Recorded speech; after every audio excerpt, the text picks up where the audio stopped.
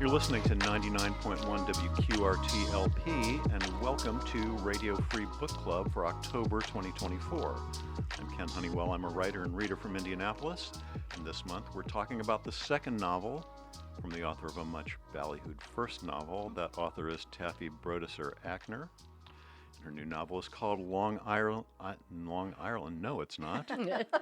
It's called Long Island Compromise. It's the story of several generations of the Fletcher family who are rich, not crazy rich, but regular rich, the richest people you know, and what those riches mean to them and do to them, and what might happen if they have to face life without them. The book starts with a kidnapping that sets the whole terrible story in motion, and hijinks ensue. Brodesser-Akner's first novel was Fleischman is in Trouble. It was a finalist for the National Book Award and the Carnegie Medal, finalist for the National Book Critics Circle John Leonard Prize, longlisted for the Women's Prize, shortlisted for the British Book Award, named a New York Times Notable Book of 2019, and was made into a popular Hulu series, for which Brodesser-Akner was screenwriter and executive producer and got creator credit. That makes it a hard act to follow, which leads us to today's question: how good is Long Island Compromise? We will offer opinions on that question, but first let's meet the members of Radio Free Book Club who are in the clubhouse this month, all multi-time people who have appeared on this show. I don't think they've all appeared together before. So, yeah, hello, Barb. Hello. Can you introduce yourself for us, please? I can do that. I'm Barbara Shoup. I'm a novelist and the writer-in-residence at the Indiana Writers Center and an avid reader. Yeah. Great to have you here, Barb. Nice to see you. I always like to do this. Susan Neville, hello. Hello, Ken. Hello. I'm Susan Neville, and I'm a writer, retired teacher from Butler University, and I always love doing this book club as well. Yeah, we always love having you. You got a very nice award recently from the Indiana Humanities Council, did you not? I did, thank you. Can you tell us what that is? It is the Lifetime Achievement Award, Indiana Authors Lifetime Achievement Award, Woohoo. which makes you sort of feel like you're attending your own funeral, but like, get off the stage now, go away. Yeah. But it's wonderful. The Humanities Council does great things for writers. Very well deserved, and Thank you. Hello, Robin. Hi, Ken. I'm Robin Beery, writer and reader, probably more a reader at the moment, but, I never give up. And still sort of new social worker. Yes, by profession, a social worker. Yeah, awesome. Professional human being. Yes, that's excellent. Well, thanks, Robin. And before we start the discussion, you should know that we never want to compromise your enjoyment of the book, and so we will definitely be spoiling this early and often. And so if you are going to listen to it, or if you're going to read the book, you might want to listen to one of WQRT's other great programs and come back after you've read it. And you can come back because you can find this and all the episodes of Radio Free Book Club just about anywhere you stream podcasts. So do come back. Please let us know what you think about the book, and let's talk about it. Barb, can you give us just a quick setup of what the book is about? Yeah, the beginning of the book is a thriller setup. It's a kidnapping. The character, the father of this Fletcher family, Carl, is kidnapped in his driveway on his way to work one morning, and he's kept for several days. Nobody knows where he is, and eventually there's a ransom asked for, and his wife, along with their 4-year-old son, deliver the ransom to an airport, a carousel at the airport, and then he returns, and he's pretty much of a wrecked person, and suffers from, PTSD for the rest of his life. And then the book jumps ahead 40 years. And I have to say, I was really frustrated with the structure of this novel, because to me, it seemed like we got 3 very unnecessarily long accounts of backstory. of the three children. The oldest one, Nathan, the middle one, who is Bernard but is called Beamer, and the youngest one, Jenny, telling us everything that happens to them or happened to them, and how it was, for me, it was just sort of like, and then and we really don't get to the actual story, which has to do with how the family comes to a moment when it looks like they're going to lose all their money and how they react to it. So we're basically told how these three children, and there's also a lot about the mother and the grandmother as well. Really, no point of view from Carl, the main character. So we don't really know. I mean, the guy who was kidnapped. So anyway, and then the story proceeds from these three sections into a story about how they all begin to realize the money isn't where they think that it is, and it goes from there. Yeah. Thank you. That's a good setup. Why, That's thank a good you. setup. So before we talk about this book, who is familiar with the author? Have we read Taffy Brodesser-Akner before? Susan, you're nodding. Yeah, I read Fleshman is in Trouble when it came out. I have not seen the Hulu show at all. And I have to say that I loved Fleshman is Me in Trouble. too. I absolutely loved it. I was so surprised by the turn at the end when you realize that the narrator is somebody completely, that you would never have expected. And Yeah. so the whole thing flips, and I wanted to call people up after I read it Yeah. and say, I love Same this here. book. It's so good. Yeah. So, yes. Robin, what'd you think? I did not read it because I came to the series first Oh, and got caught up in that, and it was so good that sometimes I'll stop and I'll say, I think I want to read this first before I go any further, but I couldn't really stop, so I just watched it and then felt like I would like to read it, but probably remember too much yeah. to do it justice, and so we'll have to see if I can go back and read it later. Well, it would be interesting to read it just to see how the two were different. Yeah. What adaptions had to be made because it's Yeah. such a long book. Susan, did you see the series? Anybody else see the I series? didn't see the series. Yeah. No. And I loved the book too. I loved the couldn't book, put too. it down. I couldn't It put was it so down. I and thought it was funny so and smart. Yeah. Yes. It was Yeah, so exactly. smart about men and women, Yep. Yeah.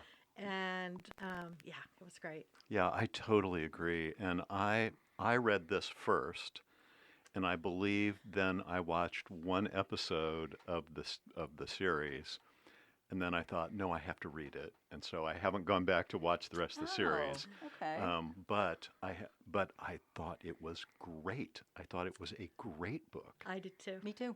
I'm very Yep, jealous absolutely. right now. Oh, So so funny. We all agree on that. Yeah. Yeah. So Barb and Susan, you had both read it before you read Long Island Compromise. Did you have expectations for Long Island Compromise? Yes, I did. I did too. Okay. Were they met? No. Okay. Absolutely not. Well, this will be a I'm so very glad we interesting didn't talk discussion. about it. I know. Okay.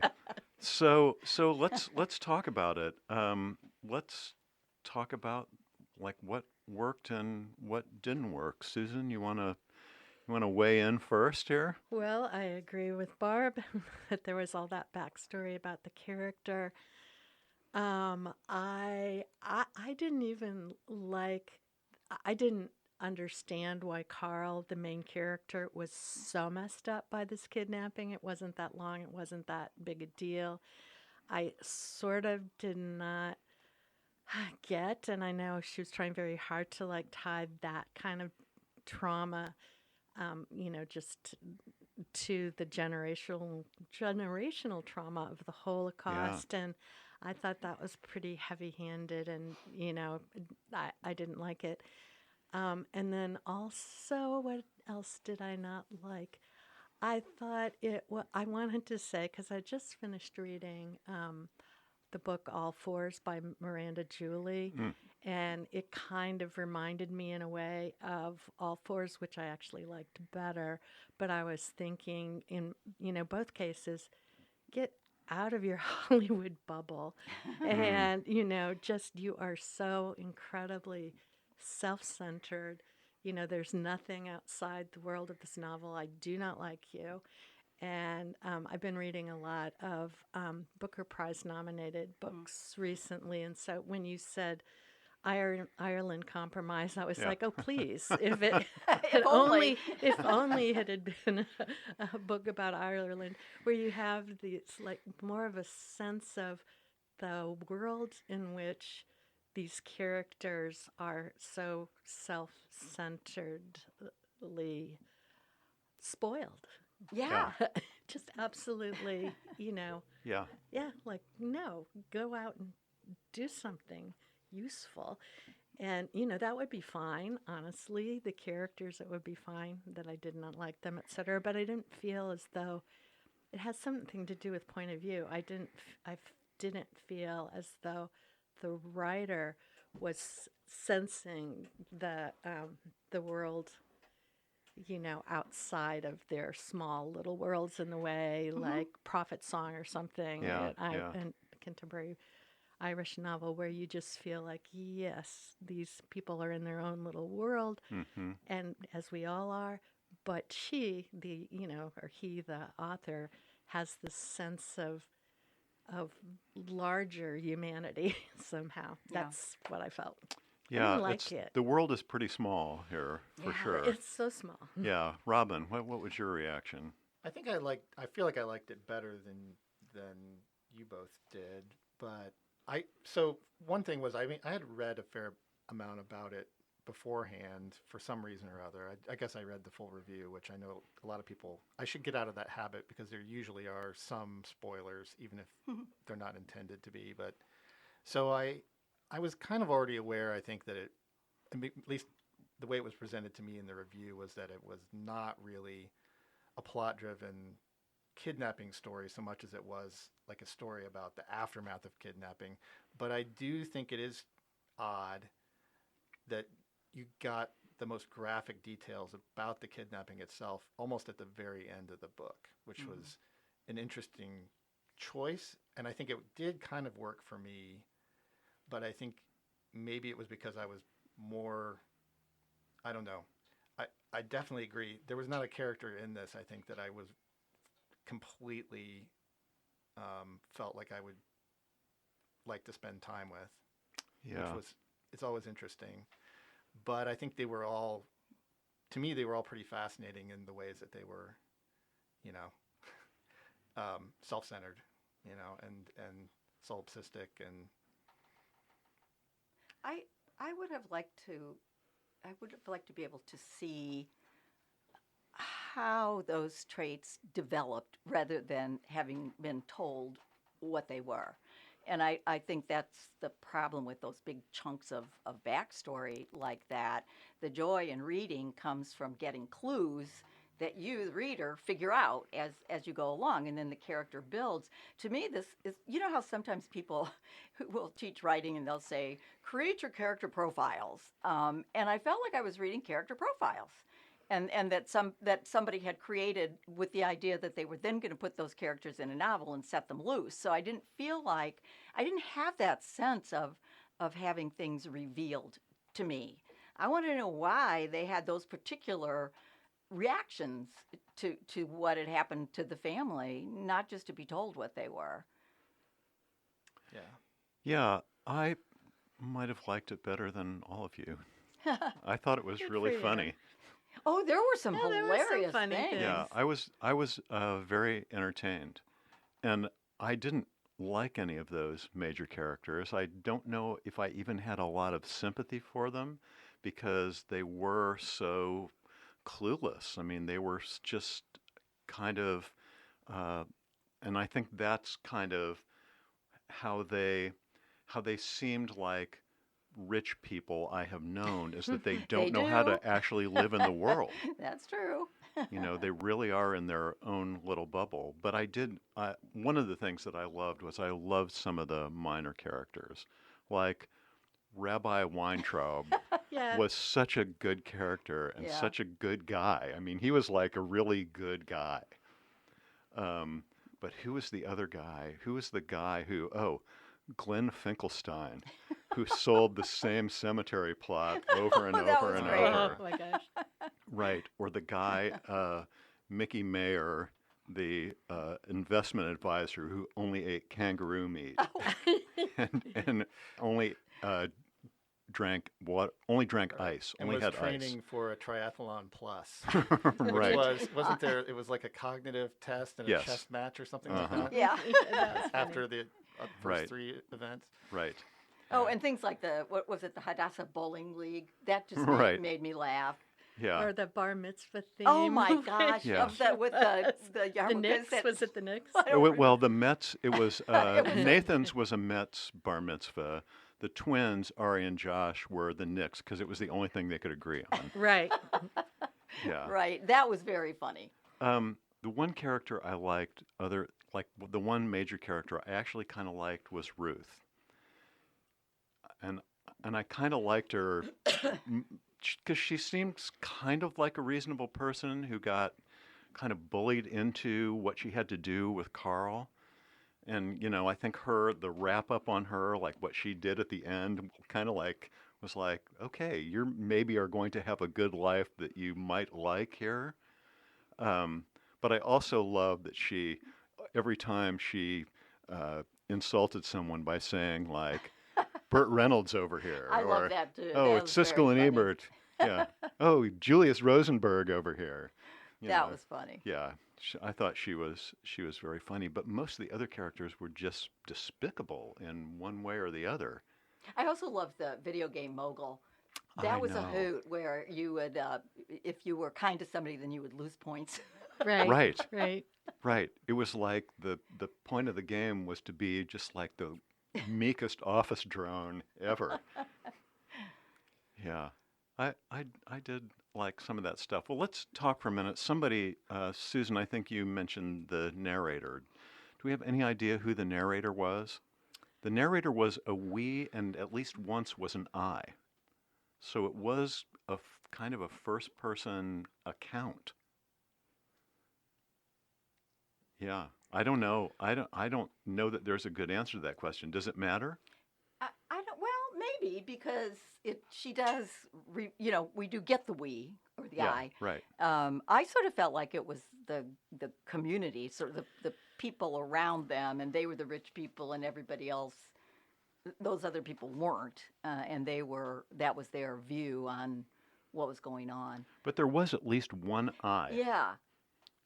Yeah. Someone not named, I guess, who was from that world but not completely of their level of wealth was sort of how I would characterize it, because it definitely was an outsider's perspective Yeah. on that part, but familiar enough to be close. And the narrator, it almost was like an omniscient narrator Right. who was very, very close to the interiority of all these characters, which is one of the reasons it may have felt kind of claustrophobic Yeah. or even a little bit boring, because it was all, there are a lot of really kind of interesting thoughts about the characters. The money had created a Noelle, a listlessness, the hour when she wasn't caring for the children or overseeing the household staff were not plenty enough to engage in a meaningful project. His father, who was too delicate to ask him about his own day, but who could absorb an untold amount of Holocaust stories, which is as close to describing the modern Jewish condition as you can get. Or your wealth will doom them into I don't know. It seemed like it was all a kind of narrative voice that was trying to understand or come in with insights about these characters. But again, I guess we didn't see them that much. Mhm. It was all like, if you went to a therapy session and you're trying to explain what's Yeah. going on in your family or something. Yeah. Well, I think that, Noelle felt this and my sister felt that and things like that. And a lot of those insights are really interesting alone, but when they start packing up one after another, you're just like, okay, it's kind of, I was very aware of it being more of the way it was written and it being a book that kept me from getting into it or hearing, I Well, guess. you'd like to come to those conclusions yourself.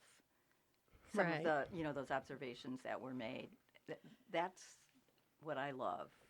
And some of them were interesting, but it seemed like, okay, now I've got to make this book have more universal value. So I think I'm going to talk about capitalism a lot. And so, Tangents, know, many tangents. many Yeah, tangents on yeah. capitalism. So, which were, probably quite true. The whole thing about, how what is Nathan's job? I mean, he's a lawyer, but it's about land. Right, he's a land use lawyer. So, basically, how can you take over somebody's land and Yeah. do something horrible to it? And so, I thought that was pretty interesting, and it did say something about maybe our culture at this time and about capitalism, but it's like, okay, this is like another huge theme that's being dropped into this book, and it seemed to give it weight that I don't think it quite deserved. And I have to say, anybody who finishes a novel this big, that's as smart as it is on so many pages, it's not that I think it should not exist in the world. It's just that I didn't like it. Yeah. Yeah. Robin, was there a part of the book you liked better than the other parts? I mean, just to be clear, I really did enjoy it quite a bit. I mean, I loved it, I would say. I think it's a very unusual novel. So, I mean, that was one thing that I appreciated about it too. I mean, I think, and again, I can understand why people justifiably have a lot of different opinions about it, because it does some things that you probably, don't try this at home kind of things for writers. The structure of like saving that information about the kidnapping from Carl's point of view to the end, or, it goes over a lot of the same narrative details several times from different points of view, and doesn't, I think too, there's not always a super clear revelation that comes out of rehashing those things. It's pretty subtle, and I think mostly just speaks to the different attitudes that the three siblings have, because I think they're the three main point of view characters. Mm-hmm. And if I know, a lot about characters' motivations and personalities in this novel, it's the three siblings, and less about Ruth and Carl, really. Or very little Phyllis about and- Carl. Very About little. Carl. Almost In fact, nothing. the only point of view we get of Carl is Carl in the afterlife, really. Yeah. Yeah. So I think too, like, so if those characters are the more sympathetic characters in the novel, then I think you might justifiably be a little disappointed. And I mean, one of the things that I think, we could talk about is like, were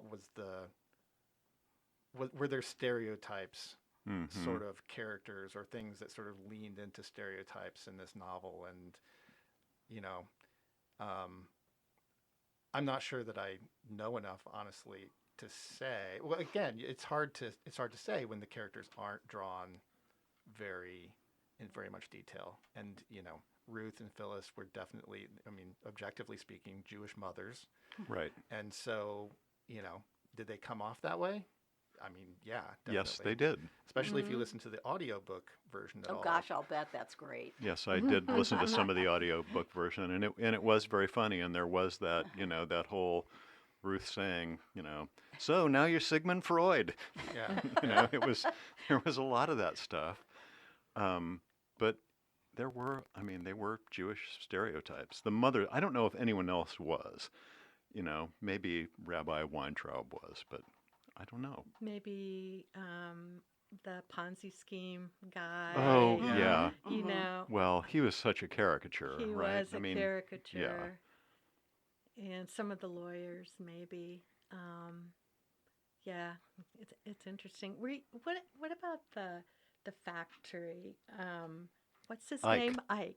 Yeah. Oh yeah, that's an interesting that character. is really an interesting character, and I actually, of all of them, I was really fascinated by him and by his relationship. That was really interesting. Right. Yeah. With the owner of the factory. And I almost completely missed the fact that the revelation about Ike Yeah. comes Yeah. at the end of a paragraph. Well, and right, you and can that miss and it. that was it. There was That was no it. further Nothing mention else. of it. No. Uh-huh. Did anybody suspect Ike once actually the question was raised by Max, Ike's son, toward the end of the book about the other guys who had been convicted of the crime. They couldn't have been the masterminds, Right.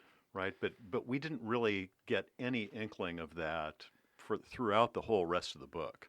There was nothing really said about any of that. No, the only thing that, I mean, just from the very beginning, the big question in my mind, like that it might have been some kind of inside job, because otherwise, why keep him captive in his own factory? Well, and maybe, and some things, strain credulity here, like why was Ike not a suspect? Right. Why was Ike Right, never right. never questioned? And I also want to know, why didn't the cops nab whoever took the money off the conveyor at the airport? Yeah. Yeah. Oh, good point. Yeah. Right? Yeah, I mean- Yeah, good because they were point. waiting for that. Well, yeah, they knew all about it. Why were they not standing there? Yeah. Yeah. Yeah. That's amazing. So, yeah. Not very flattering portrayal of law enforcement or the FBI in this novel either. And No. No. probably some stereotypes there as well. Or, like, I guess, yeah, parody almost, like characters from a cartoon or like a Coen Brothers movie. Mhm. That's like large, Yeah. like more ridiculous than one would think possible. Yeah. It's not super realistic. No. Mm-mm. I did. No. I did think that, like as we say, there's a missed opportunity because Ike was, it was the family said Ike loves us. We're giving everything to Ike. Exactly. It's all going to be Ike, and then you've got the youngest, Jenny, the one with all the talent and the smarts, and she's out there to save the world, and she gives her money away, but it is completely clueless when it comes to the fact that their factory is ruining the land. Yeah. And Right. Whether they two, have the Rainbow River or something that Yeah. they all thought was so pretty. and that Ike doesn't really like them. So, I mean, there was like a really interesting class thing that it could have Yeah. gone on there, and they're like Dreiser's American Tragedy or something. That I just kind of, it was like, oh yeah, Jenny, you are so dumb.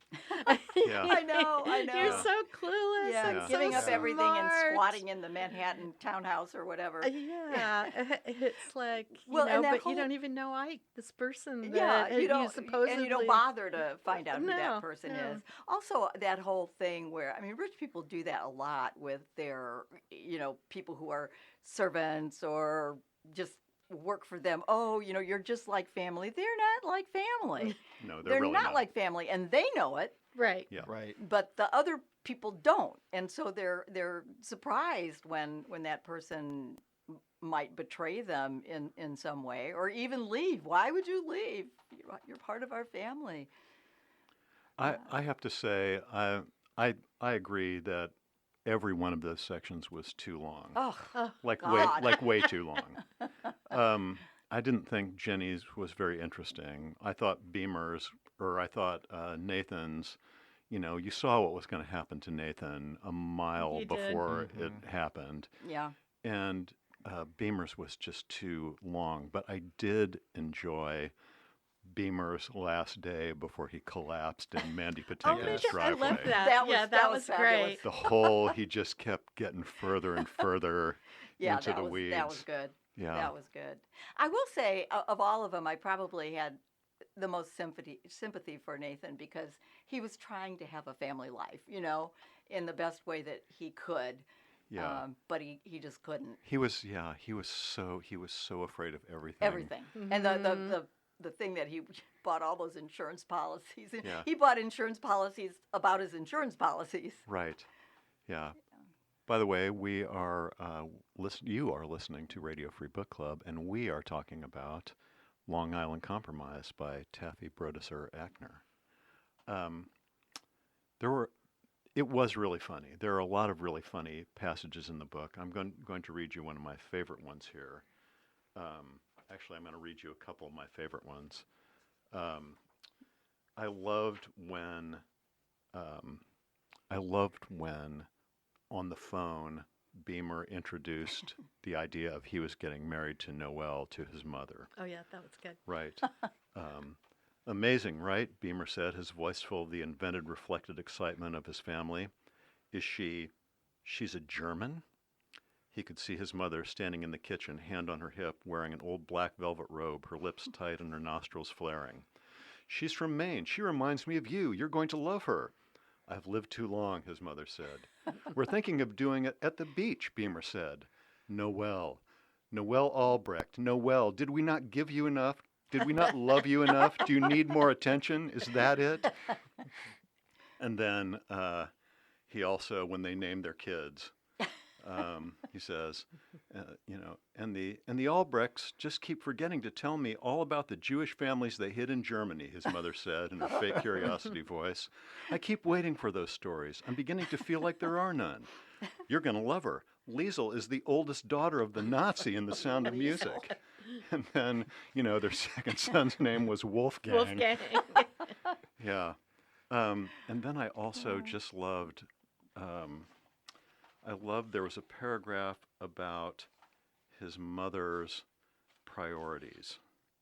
I'm just finding this here. Oh, yeah.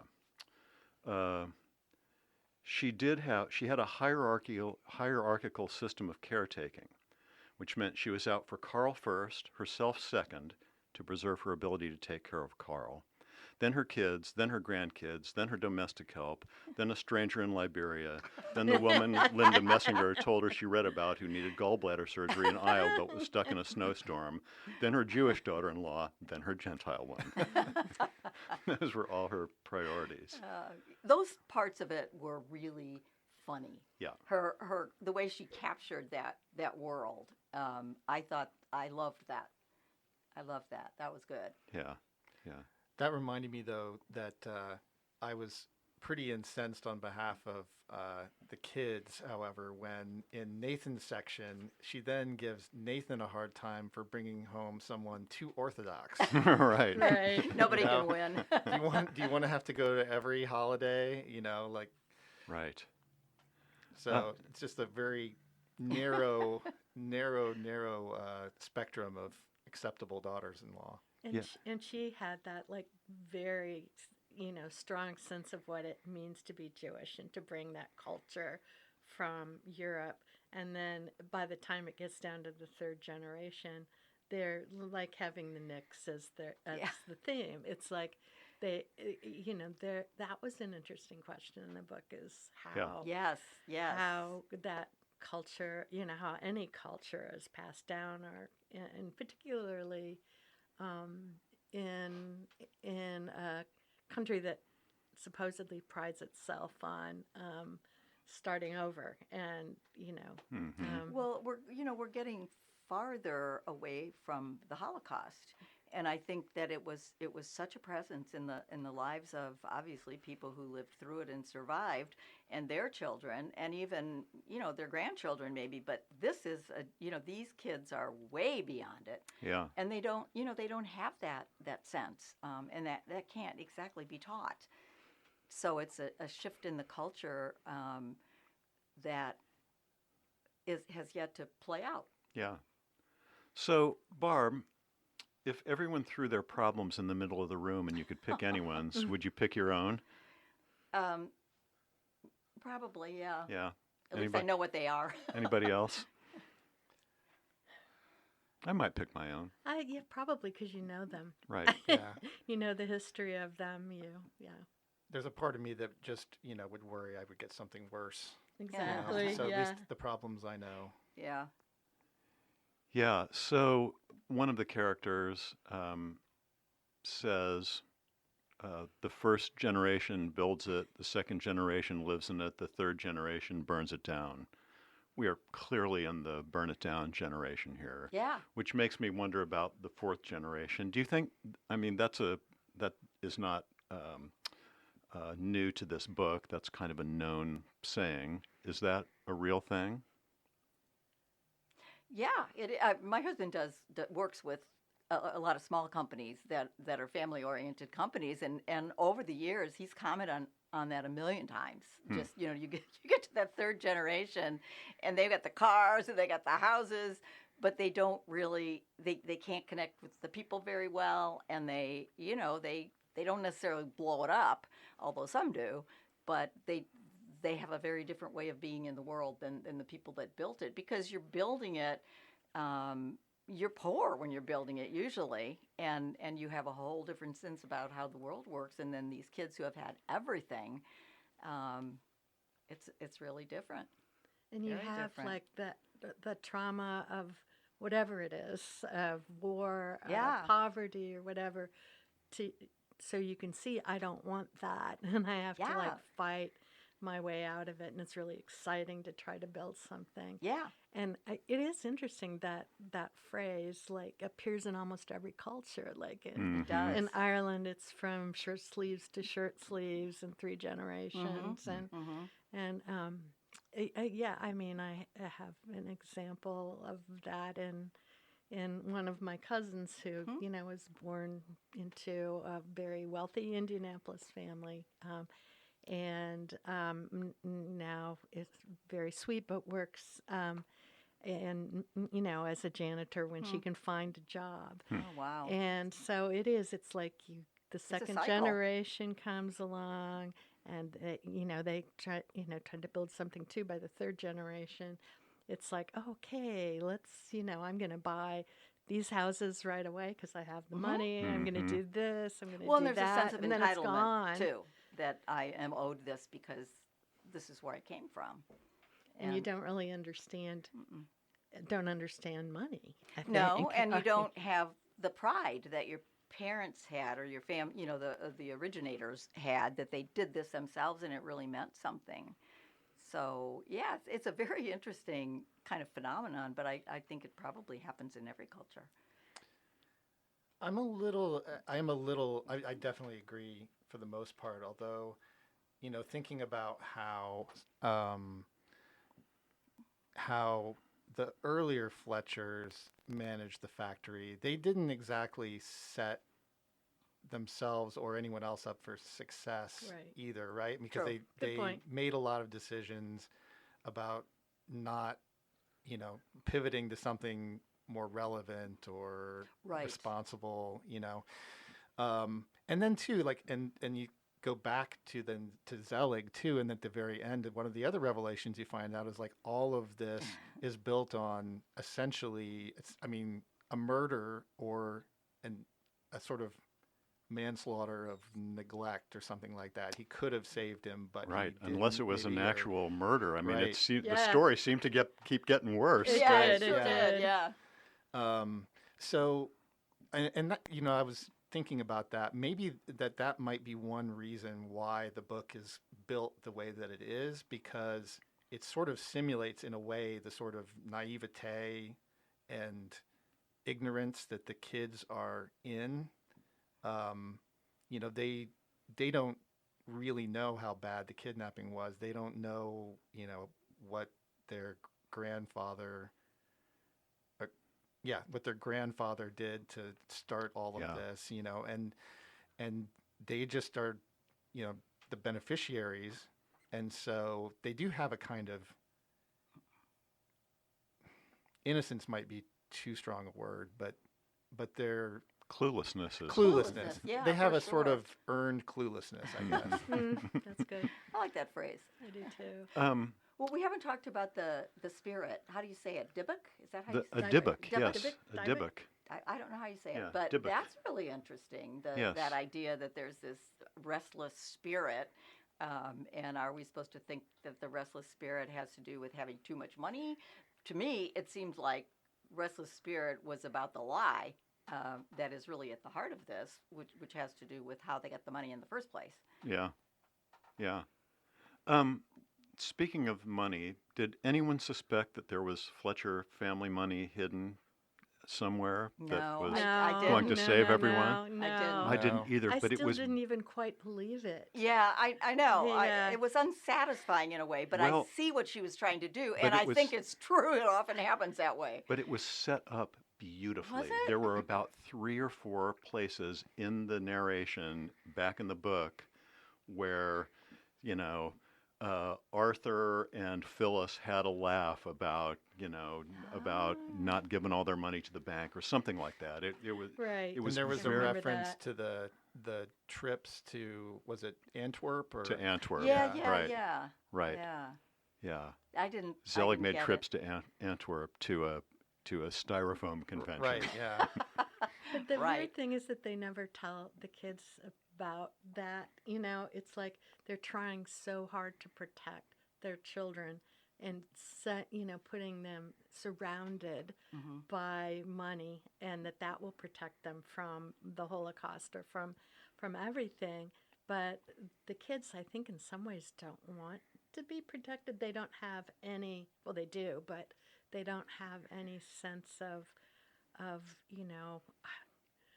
doing anything for themselves, or I don't know. Well, and Jenny gives the money away, but that's just weird too. Right, because she knows it's coming in Because another she- million I know, every it's like, single give it month. away, It and- Yeah, it wasn't. doesn't matter. So It it doesn't doesn't. really matter. No, it really doesn't Yeah. matter. But it's that protection of trying to build safety around Yeah. all of them. You can see that. Parents do that all the time. You want to make your kids safe, and so you helicopter around them, and you try to do what you can for them, and then they don't really, No, and we learn all how want to be do our own it. selves. In the Yeah. end, we don't want that. And if we do, it's not healthy. Mm-hmm. You have to make some kind of leap at some point.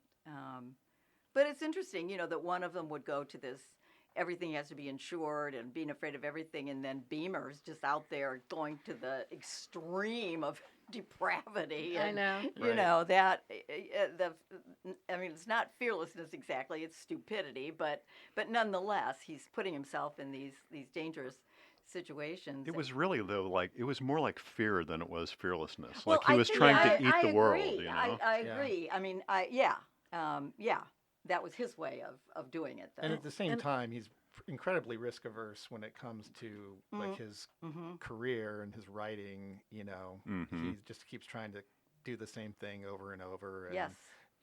every time he thinks he's taking this was one of the things that was funniest to me as a writer too, was he, even when he thinks he's taking a new direction, he just not. keeps steering down the same direction. Right. Like, Yeah. It's funny. Yeah. A different kind of kidnapping. yeah. Yeah, I have to say I wanted to see them all ruined. I did not. I I mean, just Life was would because have a happier life if Right. they were. well, because it seemed like there was some redemption arc going there at the Right. bar mitzvah. They were all happier somehow, rid of all the money.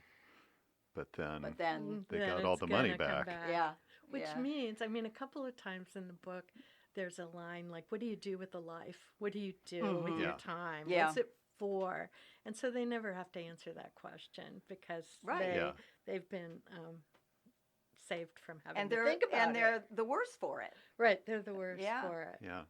So if there was a point to the story, it is probably in this paragraph that says maybe the real Long Island Compromise, that you can be successful on your own steam or you can be a basket case, and whichever you are is determined by circumstances into which you were born. Maybe that was the real one. Your poverty will create a great drive in your children, or your wealth will doom them into the veal that Jenny described at her science fair.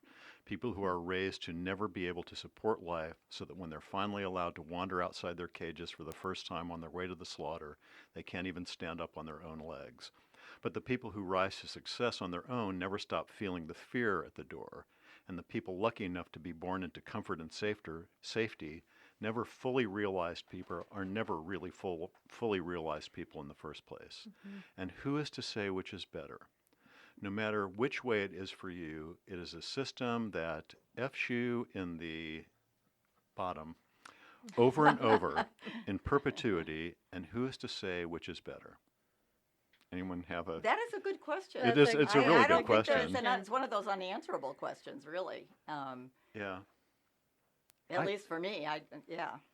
I mean, I think one of my other favorite parts in the book, and not from the humorous perspective, but from the, I guess, the development of the story arc was when Jenny sits down with Max, Ike's son, and she starts to realize how much he resents them all, and how little his having no money has helped him in ways that she heretofore had imagined that it would. Right? She's the one who really wants to be rid of the money and thinks that finally, when the money's gone, then my life will start. And I think when she sees Max, she realizes, or I imagine she realizes, oh no, not having all of this given to you is just sucks just as much, and Yeah, and he might have the worst ending of anybody. Like he couldn't get a job after the I factory know, closed. I because- know, that was terrible, and that is exactly what would happen. I mean, Yeah. that's a great ending in terms of what she's trying to do, because that is what happens to people Yeah, all the time. I would also say I think that's not.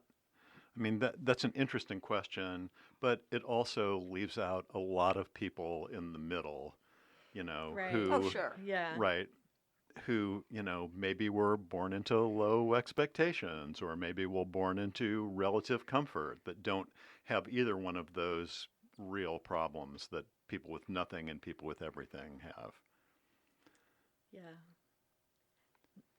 Um, I mean, that was a great paragraph. I had it bolded at the top of my Mhm. notes too. Yeah. Like that's it. And then that thing right after that I wrote down was the grandmother saying, "They tried to kill us. This money you hate, it's all that stands between you and the gas chamber." Yes. Right. So, you can understand where her drive comes from. Yeah. Yeah. And where their Absolutely. fear comes from. And for Sure. the kids, that's totally abstract.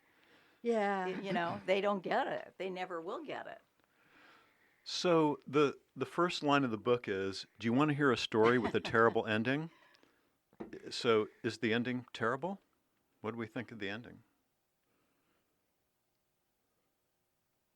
Well, I don't know. I mean, it's terrible. What does terrible mean, right? I don't know, but that's, I mean, she, She kind of obviously says that thinks the it's a last terrible line is something ending. about finally putting this, we never have to hear their terrible name again. So, I mean, they all kind of, I mean, the point was they all just kind of melted into, almost into middle America. Jenny was moving to Cincinnati. Right. Yeah. Nathan moved to New Jersey. Beamer was like a massage therapist. Right. It seemed like he was still going to his dominatrix also. So He and Noel get back together, right? he and Noel got Yeah. back together. Yeah. Right. Well, Yeah. there's this thing at the end too where it says no growth, no revelation, but what are you going to do? That's how rich people are. Yeah. Right. Yeah. I mean, if you did, and I think for the most part, right, we hope for some kind of revelation, some kind of growth Or in a novel, insight, right? at Yeah. least. Yeah, that was my problem really with this book because, it's a satire. Okay, that's not necessarily my favorite form of literature, but I've read a lot of good satire. And if it's good, you come out on the other end knowing something, there's something that you learn or feel that changes. But I didn't feel that way with this book. I felt like I got finished with it, and it was just an account of things that happened, and it was funny in places and whatever, but it brought me nothing as a reader in terms of what it's like to be a human being. I was trying to think about this book in terms of American literature about class, too. Yeah. Oh, Yeah. yeah. And thinking about like Great Gatsby and the wealthy people and that, or just careless people. Mhm. And we don't get it from their point of view. So this is interesting to kind of show us the careless people as kind of, but still, I liked it better with a different kind of narrator. Or again, I mentioned American Tragedy earlier. Oh, that's such a good book. It's such a good book, Yeah. and that is one with a horrible ending. It does have a and horrible it's ending. very similar in the world it explores. Yes. The very super wealthy and the the very poor, but it's from the point of view of the person who's trying to strive, who's striving. just striving. Right. So I would have absolutely, I think, loved to see more interaction with Jenny and Max and Ike, and to understand how that worked. Yeah. Because that was what interested me finally. Yeah. Yeah. Well, we were just told it as information. Yeah, And right. I was disappointed in retrospect because I thought Fleshman is in Trouble had so much to say, yes. Yeah. and this didn't really feel like it had really anything to say at the end. So why is it getting such fabulous reviews? Like in the New York Times and they love it. Maybe the industry.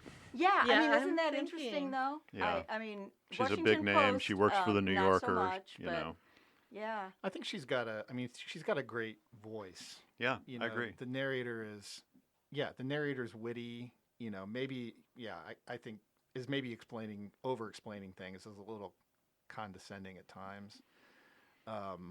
But I don't know. She turns a phrase really well. I think she gets inside a character's kind of mindset pretty well. I mean, the Beamer section versus the Nathan section versus they all had their own. To me, they all had their own flavor, and I felt like I was inside that character's weird obsessions pretty deeply. But So I think I know what the answers here are, but would we recommend the book? Barb? I wouldn't. Yeah. I just didn't think it was very good. Yeah. But that's my opinion. Yeah. That's all we're looking for here, Barb. That's all I got. Susan? I would not recommend it. Yeah. I'd say, read parts of it. It's pretty funny. Yeah. But I didn't think it had. But I would say, don't read this. Don't bother.